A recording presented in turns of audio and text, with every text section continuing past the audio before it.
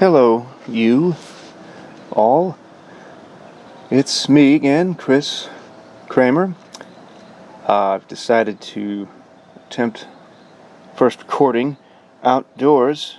My children are doing their schoolwork dutifully inside, being homeschooled by their substitute teacher, their mother, which is a perfect transition into a discussion of hell. Couldn't say it right. I'm not going to try and re-record that. I was going to keep that. I'm outside. It's quite nice to hear the birds tittering and flittering, and the breeze, and some in the distance children making noises. There's a bird again. And that's a pleasant sort of juxtaposition to our content for today from Marilyn McCord Adams. She's a philosopher, and she's an Episcopalian priest as well. Passed away in 2017. The reading you have for today was The Problem of Hell, a problem of evil for Christians. Really, it's a problem of evil for anyone who advocates for hell, either at all, or the weaker claim that, yeah, there's a hell, but it's not eternal. So, as you can see in the second slide, there she is, seemingly asking the question, what's with hell, y'all? I'm pretty sure that's what she's doing there. Another way of putting this question, how can we make sense of an all-good God who consigned some created persons to hell forever? Notice the forever part is important there. We'll see with John Hick next time that, yeah, maybe there's a hell, but it's not the traditional conception of it. At least there's not an eternal element to it. So what is it? What, in fact, are we dealing with? What is H-E double hockey sticks? Some people don't even want to say the word. It is a harsh-sounding word. But if you want to get a pictorial sense of it, which is always fun, you can look at Michelangelo, you could look at Dante's verbal descriptions of it, his circles of hell. I have an image of Michelangelo's Last Judgment.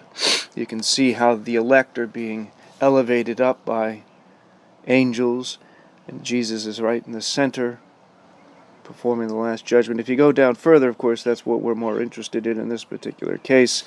The middle ground, you see people who are all quite uncertain as to their fate.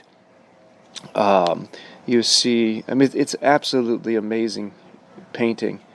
Those descending to the depths of hell, in some cases being helped along by the boatmen of the river Styx, Charon, I think is how you pronounce his name, who are ferrying the damned across the river Styx into the underworld. There, that image there on slide 4 gives you a pretty good description of what he was about. My goodness. I believe they call that hyperthyroidism of the eyes. I'm sure he's less worried about that ailment than we might be today. Here's another detail of it. You see, in some cases, people were pulled down, and then there's a bit more. There's a lot of detail. I'm not going to be able to go into each of this. Well, the elect are rising up, and those in the right side of the painting are descending into hell. Some are being beaten down by angels who are thwarting them, keeping them from ascending into heaven, which I think is interesting. And others are being just dragged down by demons. It's really quite awful.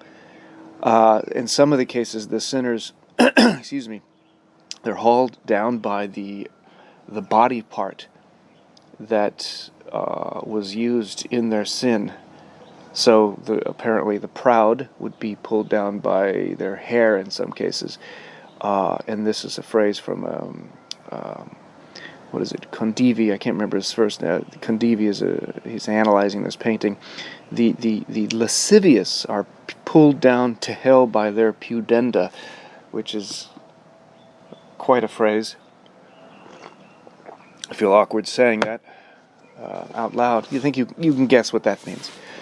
If you don't know what a pudenda is, look it up. Google that in the privacy of your own home. And nobody's looking around. All right. And then there's even more. The hell is weeping and gnashing of teeth, and Hieronymus Bosch has even more graphic images of what hell is. It is typically perceived as an actual place by believers, and it is your worst nightmares, your individual nightmare, perpetrated against you eternally. And once you put it that way, whatever it is that frightens you the most, it is what you experience with no end, whatever that might be. Now, we might ask, the question is, how do we respond to this? And we'll look at different approaches to the conception of it. I have a question for you for your quiz. The question is such a concept, a notion, or a possible world a just situation, given the earth as we know it, given our situation as we know it of humans generally? Is it consistent with a merciful, just deity? And of course, as always, Hitler comes to mind, and he's actually quite prominent in this lecture. Not surprising, I suppose. But imagine there are all sorts of situations on Earth in which people do horrible, horrible things, horrendous things that have enormous repercussions beyond themselves. I mean, the damage that Hitler did was far greater than anyone would think possible for one person to do. Anyone who deserves hell would be him, and it would be presumably unjust to think that he ends up where everyone else does. Mother Teresa, that's the only one I can think of. Even she's got some limitations, as we recall from our previous discussions, with Christopher Hitchens responding to her. But it just seems inconceivable that we would end up in the same place. That, the Dalai Lama is going to end up in the same place as Hitler, ultimately, if there is no hell. That seems to be implied. And it makes no sense with all the cold cases. There's even television shows called cold cases, in which there are murders, and there are a lot of them. You could look that up if you take a class in criminology. How many murders go unsolved? That means people have committed some of the worst atrocities and get away with it. That seems unjust. But if there is both heaven and hell, then this sense of cosmic justice, meaning, purpose, and so forth, excuse me, at least is maintained for some. We'll see. After all, how many actually believe and consider this? On slide 9, you can see some Pew Research studies.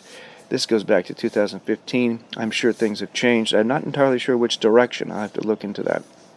But roughly 72% of Americans, for example, believe in heaven. And what is that? The typical conception of that is, quote, a place where people who have led good lives now are eternally rewarded. Good lives is extremely vague, and rewarded is also somewhat vague. Eternally, that's not. That's just, there's no end to it. That's easy to get a sense of. And if you've seen The Good Place, it's a fantastic television show with a philosopher as the main character. One of the means to establish the angels or demons and spirits, whatever they may be called, who gets to the good place, who gets to the bad place, this is determined by committees, of course. This is hell. The bad place is hell. By how many points you accumulate. It's a point structure, not to ruin the show for you, but the points become extremely difficult to accumulate. You need to have a certain number, and how that's decided, of course, is problematic. And we might say, well, God's omniscient, so he would know where to draw the line, but it's not at all obvious. I mean, have I done more good things than bad?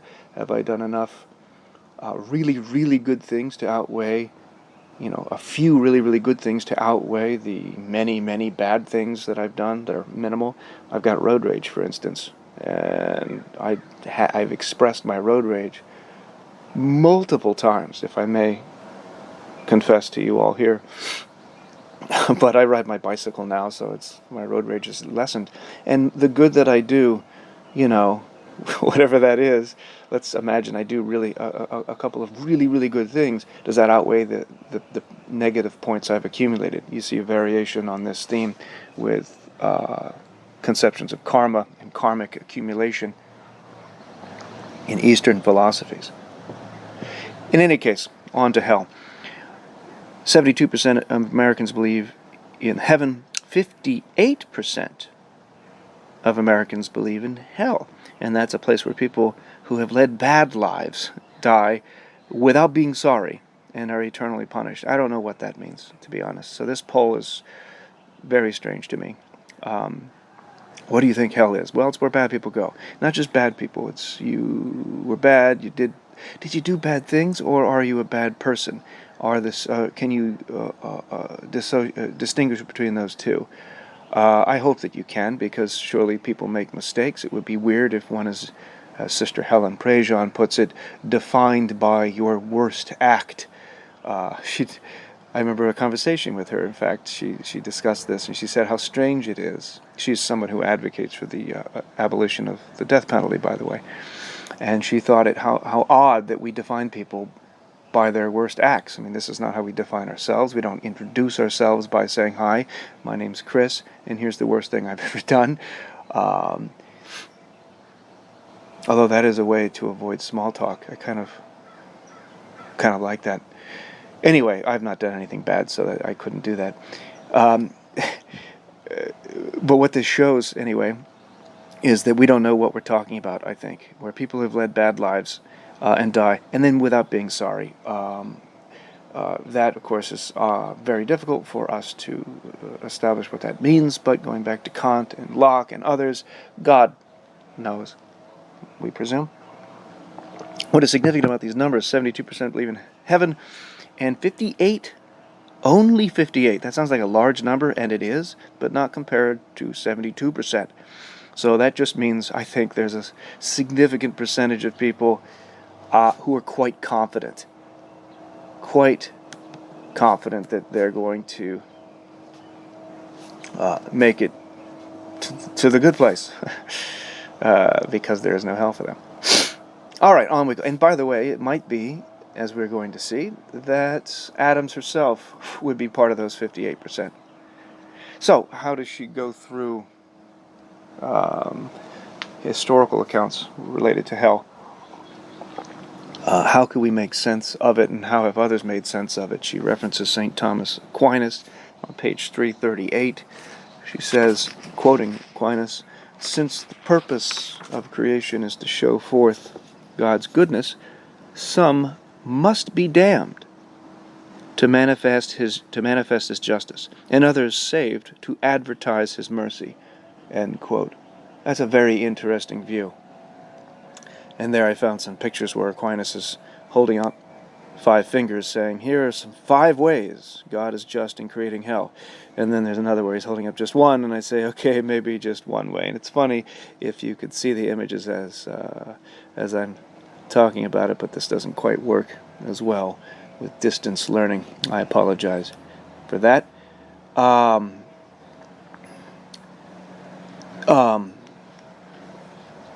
An odd way of putting it. I mean, how else could God be just were it not for making judgments?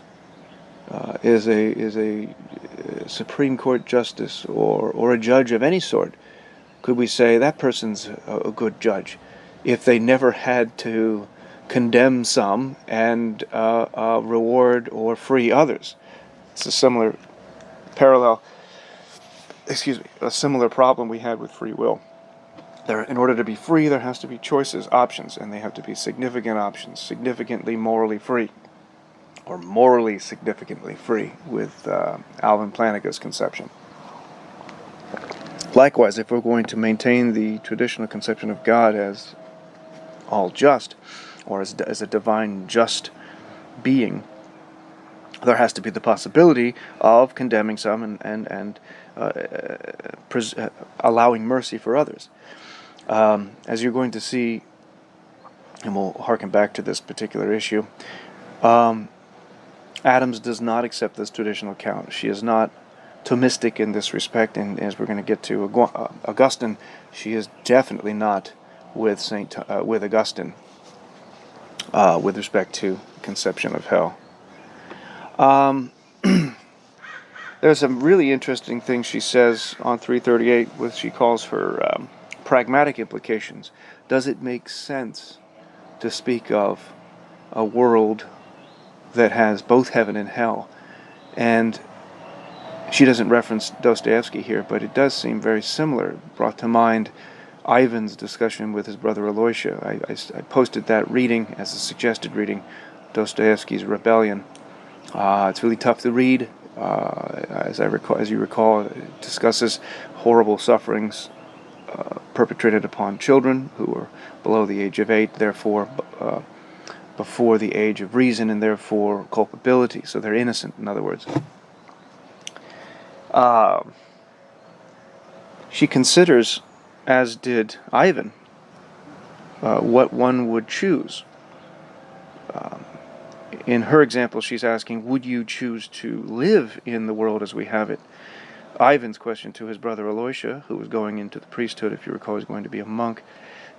Ivan asks Aloysia, if you were tasked with creating the heavens and the earth, where there could be eternal peace and rest at last for the innocent, and the presumption of hell in the end for those who are not. Of course, Ivan's aware of that possibility, but he doesn't think it helps make sense of the suffering in the world, because the evil have already been allowed to perpetrate their suffering.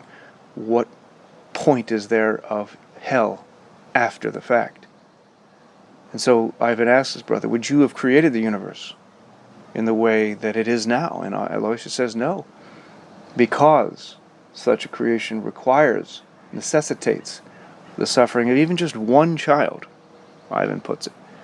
And that's why he returns his ticket to salvation, which is somewhat hubristic on his part, assuming he would have made it. And if you know the story of Brothers Karamazov, Ivan wasn't the most pleasant of people altogether.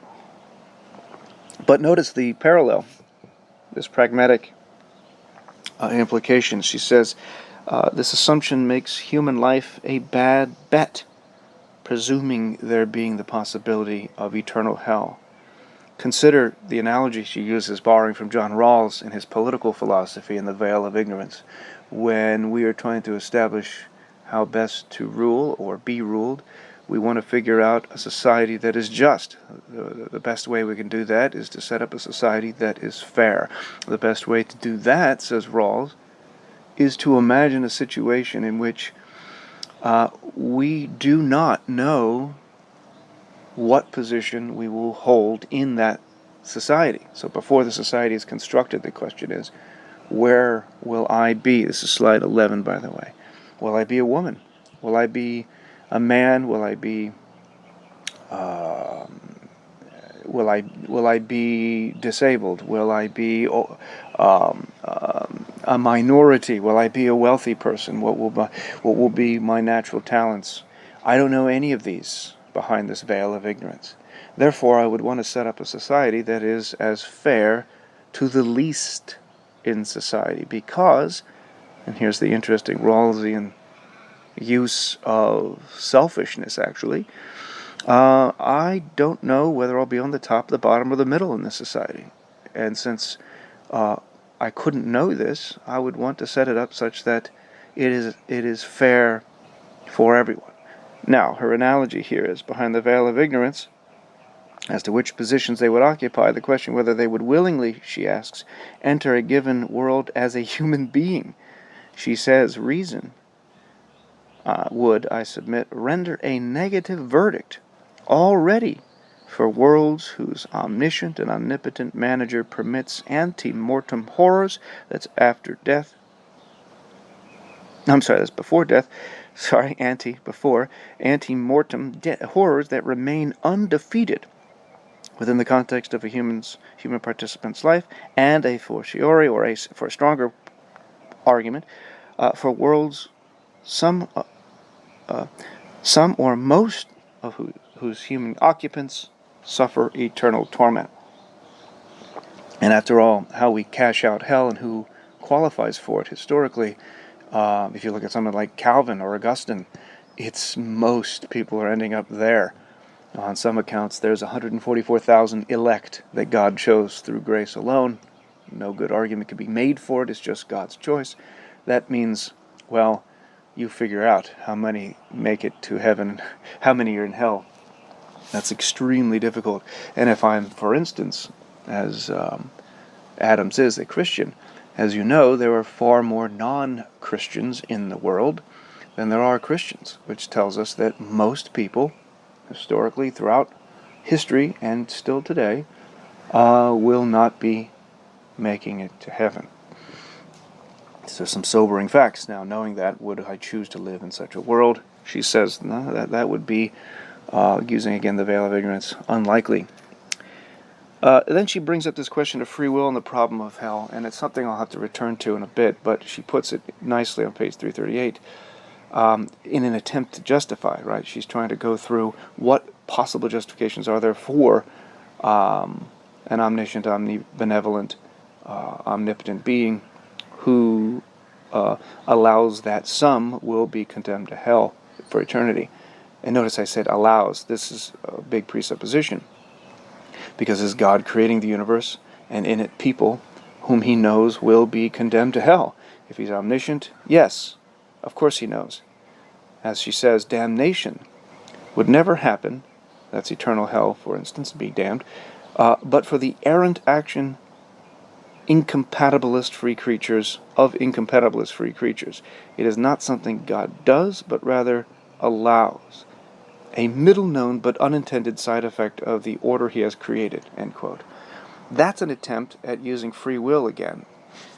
We are responsible for the things that we do, and therefore we merit.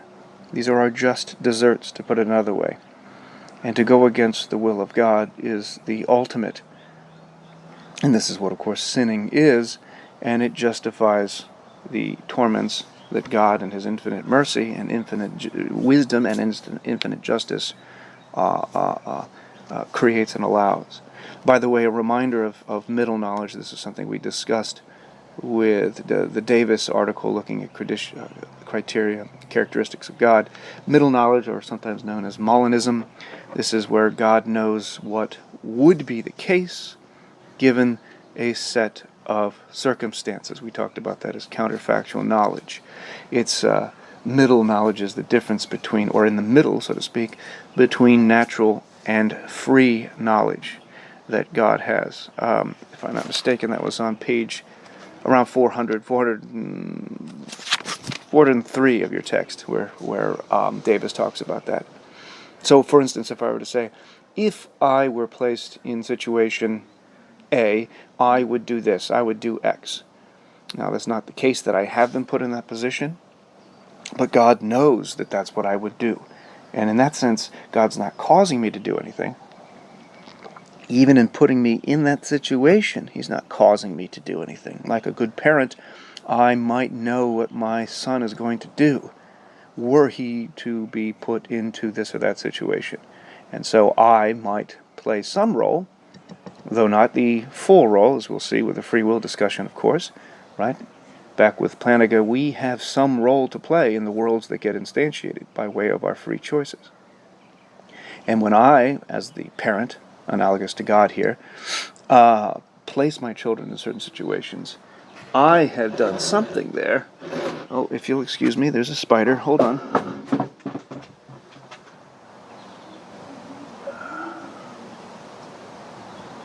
Sorry.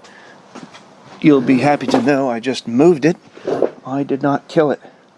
Just moved it out of the way. I'm going to, when off audio, I'm going to pull its legs out and torture it. But I don't want to do that on tape. I'm just kidding. I have no trouble doing that on tape. That was an ominous pause. I'm kidding, of course. The spider's totally fine.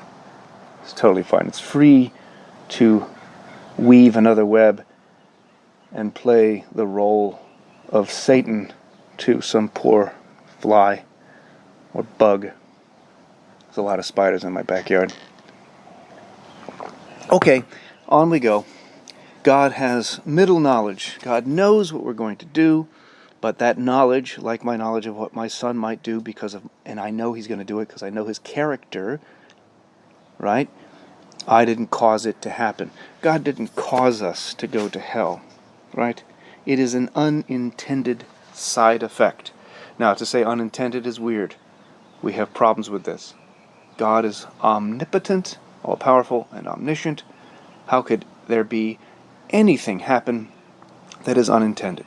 Well, we have to think that God would not have wanted anyone to be consigned to eternal torments. Otherwise, we're left with an omni-malevolent being. And this seems to be obviously problematic. There's a lot more to say about that, and I'll return to it with something called the parent analogy. But this actually comes up in the next slide as well, slide 13. Where she discusses the divine justice and the ontological gap. How can we make sense of this concept of hell? It may just be that we can't, right? God is infinitely superior to us, mere finite, flawed, mortal parents. So God, quote, will not be unjust to created persons, no matter what he does. This is on 339, she says. She says this. And this is including sending persons to eternal hell. And we might ask, how could anyone do this? In fact, this is the question Job yet again raises. And if you recall, when Job confronts God and says, hey, dude, what's up? I'm virtuous. You know I'm virtuous, and yet you're letting these things happen to me. And what was the response that God gives? Something like, where were you when I laid the foundation of the earth? Which is an interesting response. Why are you letting these horrible, horrible things happen to me? Really? Well, tell me if you have any understanding about these things. What did he say? Who determined its measures? Surely you know. Reading it this way, boy, was that sarcastic. He's being very, very condescending there. Or who stretched the line upon it? On what were its bases sunk? Or who laid its cornerstone when the morning stars sang together and all the heavenly beings shouted for joy? And he goes on asking, you know all these things, don't you, Job? And Job realizes that this divine sarcasm is a bit too much, and he says, all right, I demur, you're right. I'm going to come back to this story of Job later, and again with a deeper analysis of the parent analogy, because it's a strong case. It's a strong analogy. God is like a divine parent, and children often have no idea why they're being punished in the way that they are. And yet the parent does. And I can give some examples of that. My kids will tell me they don't understand why I have to do this or that. They don't even understand why they have to brush their teeth sometimes. But that clearly is not a punishment. That's an evil that is necessary. Going to the dentist is an evil that is necessary. More on that in a bit. But what she's concerned with, what Adams is concerned with, this divide between the finite and the infinite, she discusses this further with her distinction between finite agency, that's what humans are capable of doing, and infinite punishment. I am a finite being. Again, think of any mortal being who's done horrible, horrible things, even the repercussions of which could spread to a huge number of people. One still asks, what should be the sanction? What should be the punishment for such finite? Because there are only finite possibilities.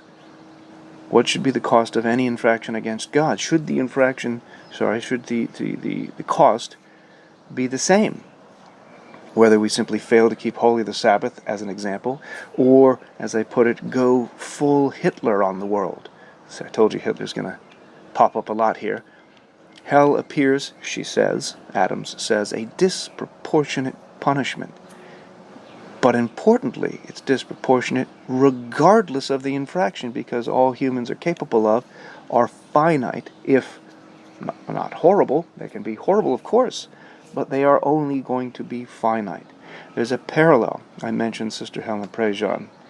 She's the author of Dead Man Walking, which was turned into a movie with Susan Sarandon and another actor, Sean Penn. And she's arguing for the abolition of the death penalty. And one of the arguments is that it's cruel and unusual, it's unjust, and we are epistemically flawed, to put it shortly. We cannot know enough. We cannot be certain enough to establish the guilt or innocence of a human being, and then as a punishment, assuming we found guilt beyond a reasonable doubt. Notice it is not, we found you guilty beyond doubt, absolutely. The punishment, the death penalty, is absolute. It is certain. Very little room for mistakes there.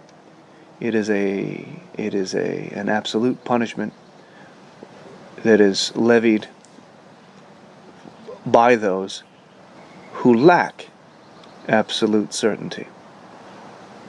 This is also the argument that Camus will give against the death penalty, among other arguments. Likewise, by analogy here, we are only capable of finite harms, as horrible as they might be.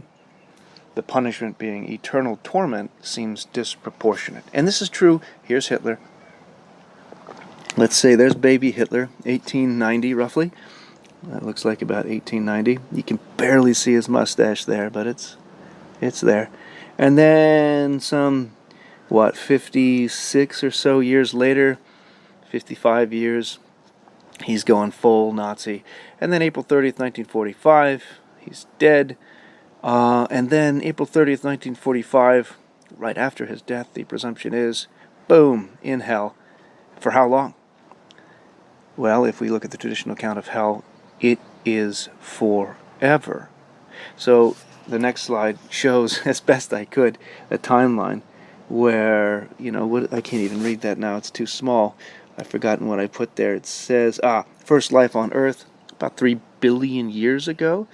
And then 1889, which is, there's a 3 billion year gap there.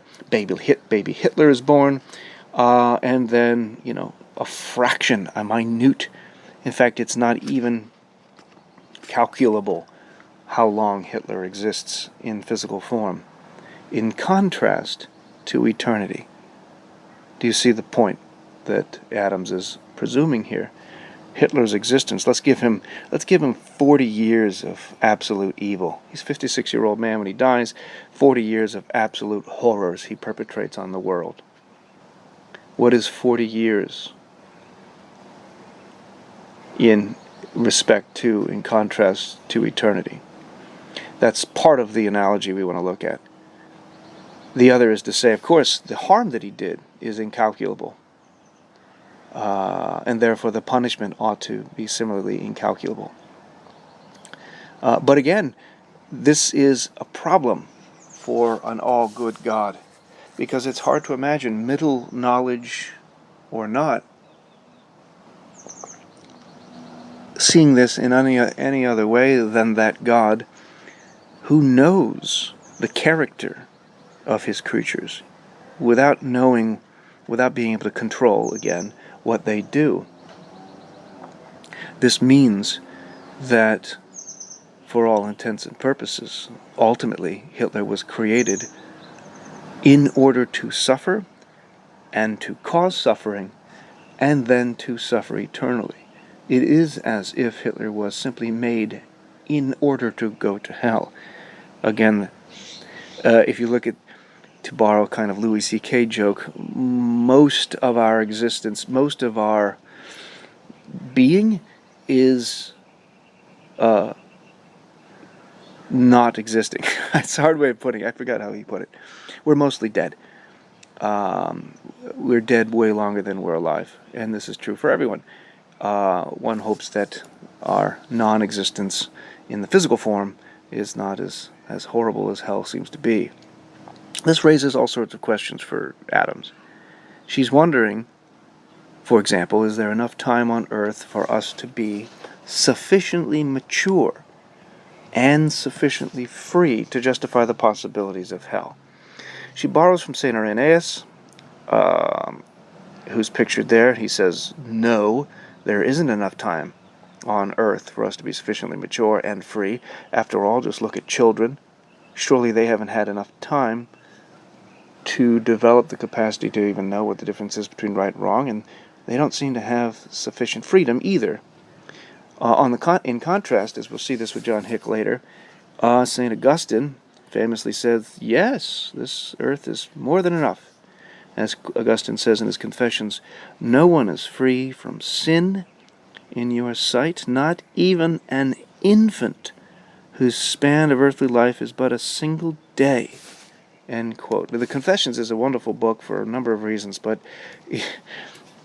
his conception of original sin and the stain in which we inherit, or it's kind of almost a biological inheritance, as we would put it today, is hard to accept. He says further from the same book, one of Confessions, what then was my sin at that age? Was it perhaps that I cried, as an infant, so greedily for those breasts? By the way, even in his middle age, he cries for breasts. Remember, the Lord make me chaste, but not yet. So there's a little joke there. It's not. I mean, it's serious. He really did cry out for breasts. He had a problem, and then he admitted it too. He goes on. Certainly, if I behaved like that now, greedy not for breasts, of course. No, he was. But for food suitable to my age, I should provoke derision and be very properly rebuked. My behavior then was equally deserving of rebuke. Another quote, the only innocent feature in babies is the weakness of their frames. The minds of infants are far from innocent. Oh, end quote. That's rich. Infants are born into this world with sin, and they are sinful creatures as all humans are. She is going to take a manifestly different tack. Her view, slide 16 here, is that we, along with Irenaeus, and we'll see this again with John Hick next time, we begin as immature and with a child's inaccurate, not fully conscious, and in part conditioned perspective of the world. This is how we start, says Adams. And there's significant data to back that up with child development studies and so forth, and psychology and neurology and neuroscience and so on. And when we reach adulthood, she puts it, we are in a state of impaired freedom, which I think is a fascinating thing for a priest to say. Yeah, we're free, but our freedom is impaired due to our environment, due to our embodied existence, due to biases, psychological biases, our conditioning. Remember our discussion about freedom before. The determinist argument is that we are, to borrow from Baron de Holbach in his seemingly obvious claim that no one chose to be born. Well, when do you have your first choice? You are conditioned starting in the womb. You are conditioned in the sense that you did not choose to whom you were born, when you were born. You didn't choose your family. You didn't choose where you were born. You didn't choose the culture that you get conditioned within. And so, even as an adult, your freedom, your responsibility, you have it. She's not going to dismiss that. But it is not absolute. She is not advocating for a Plantingian libertarian notion of free will. Remember, libertarian free will is that which is has the term liberty in it. It's a metaphysical view that you are sufficiently free in an almost whole and total sense. And speaking of hell, one would hope for a libertarian. One would have to accept, it seems, a libertarian view of freedom. How else can we justify someone eternally sent to hell were they not 100% responsible for the evil that they did that sent them to hell. If I'm only 90% responsible for whatever evil happens in the world that I do, hell doesn't seem to be justifiable. In fact, heaven doesn't either if I'm only 90% responsible for the good that I do. Why is that enough to warrant heaven for me? Now notice what she says here. This is the key I wanted to get back to. We have as much freedom or responsibility over our eternal damnation or salvation as a 2-year-old does over her well-being. Do you see her point? We do punish 2-year-olds, I guess. We might scold them. People have different approaches. Some people spank their 2-year-olds. That seems weird to me. If you think about a 2-year-old and how small they are, I don't know that they understand being spanked. Maybe that helps condition them. I don't know. I've never understood that, and I'm not going to get into that debate now. But consider her thought experiment. This is a wonderful thought experiment which she engages in a response to Augustine, ultimately, right?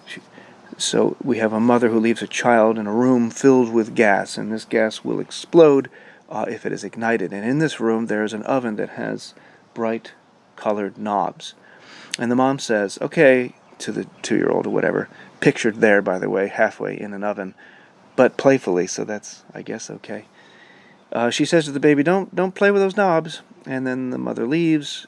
What does the baby do? It plays with the colorful knobs, of course, and the baby blows up. That's the thought experiment. As you all know, in thought experiments in philosophy, there's always something terrible that goes wrong. Oh, that was coincidental. That was a baby screaming, by the way. I'm sure with joy. Just waiting for another scream. Okay, it's fine. So, she says then on 341, is that right, 341? She says, it blows itself up. Well, actually, that's interesting how she puts it. If the parent warns the child not to turn the knobs and leaves, whereupon the child turns the knobs and blows itself up, that linguistically seems to imply the baby did it, surely the child is at most marginally to blame. I love that phrase. The child is marginally to blame. I don't know that marginally is even appropriate here. Although she does go on. Even if it knew to obey the parent, while the parent is both primarily responsible and highly culpable. Well, that seems to be quite right. What is this story similar to? It reminded me, not surprisingly, with William Blake's images here, of the temptation and the fall of Eve. And it's interesting, it's the temptation of the fall of Eve, as she's the one responsible for original sin. She's the one who's convinced by the serpent, as you can see, coiled around her, somewhat intimately offering her the apple or the fruit. I think he's right to note that it's not obviously an apple. I think that was added later. It's probably a citrus fruit of some sort. And the temptation of Eve, who then, of course, convinces Adam, who's a bit of a dullard, it seems, in that story, to also take of the fruit. And this is the fall of humanity. And Adam and Eve are really akin to children in this story. And in fact, that's the language that's often used. And then Satan, the serpent there, is akin to a drug dealer. I'm not sure how else to present that. Because if you recall, Adam and Eve were commanded by God, play with all or eat from the fruit of all of these trees and shrubs that you wish in this pleasure park, this Garden of Eden. Anything you want, except that one over there. Don't touch that one. Those are the colorful knobs, right? Analogically. Don't touch that fruit. You will be condemned to die. Which is an interesting phrase, that you will be condemned to die, to tell Adam and Eve, who are like children. They have not made a moral choice before. They have not had to make a moral choice before. And I'll say more on why that is in a moment. But they're really like children. It was Mark Twain who put it well when he said, what does this commandment mean to children? what does the commandment, don't eat of that tree, because you will surely be doomed to die? They have no conception of what death is. I don't remember exactly how Twain put it, but it was something like, telling them not to eat of that tree, or they'll surely be doomed to die, is no different than telling them that if you eat of that tree, you will become a prime meridian or something like that. Something obviously silly that didn't make any sense. It's funny, but I can't remember what it was. And so they couldn't even really comprehend this. So this story has problems. Not the least of which is the tree that they were denied, that they were commanded not to eat of. What was that tree? What was the name of that tree? I'll leave that open for a moment. Come back to it. But first of all, Satan says, eat of these. You should go eat from that tree. Eve says, no. Mom said not to. And then Satan says, well, you eat from that tree, you'll be better than Mom. You will be as knowledgeable as Mom, and perhaps even superior. This convinces Eve. She does eat from it. Then she convinces Adam, and so on. And the rest is history. Yeah? This is akin to a drug dealer coming after the parent says, you can play with all these toys and all these treasure chests, just not that treasure chest over there. Don't touch that one, or you'll surely be doomed to die.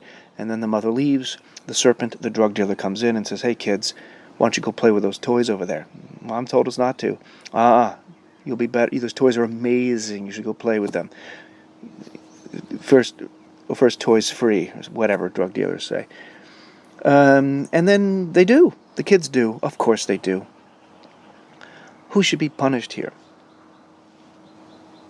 Perhaps we would scold the child, saying, I told you not to speak to strangers, or whatever. Or talking snakes. What the hell are you doing talking to a talking snake? You should run. Run away. If you run away from any snake, much less a talking one. In any case, we punish the snake, which the snake was punished, but we punish Satan in this case. But why do we punish the children? Why do we punish them in the way that they were punished? And more to the point, against Augustine, why do we punish the offspring of those children? Because what is original sin if not the, in a sense, biological inheritance of sin, where if infants are born into the state of sin, they inherited it, and they are therefore punished, suffering because of it. And that seems difficult for us to accept, that we would be punished for the sins of our fathers, as the phrase goes. But it's even more problematic. As I mentioned, I asked you the question, what is that tree? That tree is the tree of good and evil. But it's not just the tree of good and evil. It is the tree of the knowledge of good and evil. And it was interestingly, Kierkegaard, I don't know if he was the first, but he's certainly an early advocate of this problem. How could they be punished? Does it make any logical sense that someone could be punished for doing something that they could not have known was wrong, because they couldn't, prior to eating of the tree of knowledge of good and evil, know the difference between what is good and what is evil, until after they had crossed that line, so to speak. And so they're being punished, and humans are punished as well as a result of this. Onward it goes, for doing something that it's unclear that they had sufficient free will. Again, the serpent was there. They're like children. It's unclear that they have the capacity to be in control of their choices in this way. And they had lack of knowledge. They didn't know the difference between right and wrong, and they weren't adequately free. And they didn't have enough time to develop these capacities. They weren't mature enough. And this leads to Adam's conception that Augustine must be wrong. We couldn't blame children for these things. And after all, are we not, as Adams puts it, much like children in this scenario with respect to our own salvation? Now, the parent analogy is one that's prevalent going back to scriptures. You see variations of it. Stephen Weichter is a contemporary philosopher, slide 21, who puts it this way, with respect to suffering and why God allows it. So we'll see how this applies here. As he puts it, this is Weichter, just as we expect a small child to be blind to the reasons an adult has for allowing her to suffer, and here's, I italicize this, justified pain, so we should expect that we will be blind to the reasons God has for allowing our adults justified suffering. End quote. And again, the suffering in hell, presumably God creating a hell and maintaining it and sending some people there, is just. If we presume God is infinitely just, then everything that God does must be just. That includes even eternal hell. So this is a problem, of course, because as a parent, we allow bad things to happen to our children, and we cause bad things to happen to our children. But we are just in doing so when the allowance of suffering and pain leads to a greater good, or it precludes a greater evil from happening. I take my children to get their mumps, measles, rubella shot. I did. And they don't understand it. They don't understand why they're suffering through this pain. And no matter how much I try to explain it to them when they were very young, they didn't get it. And they had to just trust me. And I was there for them, trying to explain to them, here's why we have to do this. And I held them as this stranger caused severe pain to them. I would have been a neglectful parent had I not done that. And yes, the MMR shot is necessary. I don't want to get too much into that, but the spreading of disease is a pretty hot topic right now. The MMR shot does not, as far as I can tell, and as far as the experts can tell, lead to autism spectrum. That's enough on that. So it is justifiable for me to allow the suffering in that case. It is justifiable for me to not jump in and save my kids and stop them from any harm whatsoever at all turns, because I stunt their growth. If I'm to do that, I cause greater harm by intervening in those cases. They don't understand it, but I do. I am a just parent. I allow my kids to suffer for good reasons in some cases.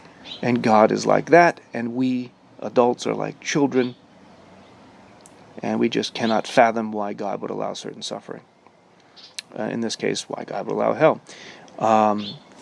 And this is a variation on the next slide here, 22, of the phrase, God works in mysterious ways. I've used this phrase before, but remind you, don't pull this out. Don't use this phrase at the beginning of any conversation. This should be near the end of, well, it's a mystery. I don't know. Perhaps we should just be done with the conversation and say God works in mysterious ways. The problem is that we don't actually abide by that. He doesn't work in mysterious ways, at least not with respect to the morals that are of importance to us here. Look at Genesis 1:26, let us make man in our image and after our likeness. And then Genesis 3:22, and the Lord God said, behold, the man is become as one of us, and here's the key, to know good and evil. So we do know right from wrong. Do you notice where this is going? We know the difference. We understand right from wrong. Therefore, we understand when we experience extreme negligence. On the next slide, you'll see my daughter Lola. There she is, looking at me. There's a link to another video lecture I gave years ago on miracles, free will, and the problem of evil, and I discussed this in more detail there. But just to give you an overview of what's happening there, there's Lola. She's like 1.5, 2, or something like that, and you can see in her old house there was a stairwell that went. That railing she's standing on goes down to a stairwell, and there's a little space between the last plank or whatever and the wall, and that space between the two was wider than the space between each of those planks. And you look on the next slide, there she is testing whether or not she could fit through there. I don't know why the hell she was doing that. And anyway, you can also see there I've put up some pieces of wood so that she couldn't get through there. I just fitted them in. I had actually tested to see if she could fit through one day. I just gently grabbed her head to see if I could fit it through those spaces, and I couldn't. I couldn't get it to go through. So I thought it was safe. Turns out it wasn't. She actually could slip through, much like a squirrel squeezes its body to fit into very tight spaces. And I'm cooking in the kitchen over there, and I see her on that little ledge. She had gotten through there. This is before I put up the wood there. I put that wood up there because I'm not a neglectful, negligent parent, by the way. And she had shimmied over there, and she was just staring down into the dark abyss of the basement. And I was stunned. I didn't understand what had happened. And I immediately, well, after a couple of seconds of being stunned, jumped over the protective gate that, again, because we're not neglectful parents, that protects the kids from going down and falling down the stairs. I jumped over that into the stairwell, and I held her, and I stopped her from moving. And she cried. Not because I think she was scared. She cried because I wasn't letting her stand there. I grabbed her and held her and took her from that spot, and that pissed her off. In other words, I removed some of her freedom. And if I hadn't, if I said to myself or to Lola, it's like, wow, Lola, you shouldn't be there. You're going to learn real soon why you shouldn't be there. This would make me a neglectful parent in the extreme. And here's the analogy. It seems if God is an omnibenevolent parent, and God knows and sees all of the suffering that children are about to undergo, but God does nothing to stop it, then that makes that being a neglectful parent in the extreme of biblical proportions. If the analogy is going to hold, if it's going to be useful for the theist to use, for example, we ought to be able to abide by and note the disanalogies and the analogies. If the argument works, then it seems our God-given moral sense tells us that a divine parent that knows the suffering of their children is imminent but does nothing to stop it, this is negligence in the extreme. There's more on this. I'm not going to go over it now. On slide 25, there's a link to a paper called Moral Imaginative Resistance to Heaven, Why the Problem of Evil is So Intractable. And it's a similar analogy, but with respect to heaven rather than hell. And interesting, the argument there with problems of heaven applies even more so with hell. All right, so maybe hell then couldn't be as bad as we take it out to be. On the next slide, I give you a reminder of, through biblical sampling, what hell might be. And there's quotes from Revelations, Matthew, Jude, and so forth. One response to all of those specific explanations, right? Throw them into a blazing furnace where there will be weeping and gnashing of teeth, of eternal punishment, and so forth. Perhaps as Eleanor Stump has it, she's quoted on page 342 from Adam's text, maybe these are just crude and simplistic accounts of hell. We need to perhaps get back to more drastic conceptions. But Adams then points out, even if we have a sanitized conception of hell, even if we want to say, all right, maybe hell is not as bad as all that, because it seems inconceivable, inconsistent, incompatible with an all-good divine being, perhaps hell is merely the absence or the distance from God. It is simply separation of us from God. But as she points out, were this the case, then it seems, given our psychology, our human psychology, that sanitized, pleasant, or less horrible, let's say, conception of God, of hell, would simply collapse into the more traditional conception, just without fire and brimstone. She's implying here that anything, if one is condemned to do it eternally, could become a hellish nightmare. In fact, that again reminds me of Mark Twain when he talks about heaven really being ultimately more akin to hell. He points out there's no sex in heaven, but there's a lot of singing and praying. So he finds that to be hell. But I want to ponder that for a moment. Is it the case? What is it that we seek? And if we get it and don't want to part with it, have we achieved happiness? Whether that's doing something or being with someone. And now imagine having achieved that thing or being with that person for eternity. Maybe that will be great, and this time of quarantine might have heightened that view, or it hasn't, right? I mean, that's an interesting question. Would one want to exist eternally at all? Maybe we want to live longer than we have our, 10 years, or whatever it is, 80 years old. That doesn't seem to be enough. But infinitely, perhaps everything would become hellish at that point. I don't know. I'm not going to focus on that here. The last point, I'm going to try to skip through this. Maybe hell, as in contrast to this ultimate suffering as we've seen pictorially from Dante to Michelangelo to Hieronymus Bosch, maybe it's God is just and merciful and merely leads to our annihilation. For those who have done horrible, horrible things, they don't suffer eternal hell, eternal torment. They also don't get to be with us in heaven. Us, including us, we're fine. But merely they are annihilated. And she doesn't like this either, though. She thinks that this is tantamount to God giving up on a large segment of God's own creations, the wicked themselves. That's a kind of just dismissal of those creations itself. They're created simply to be dissolved or completely annihilated.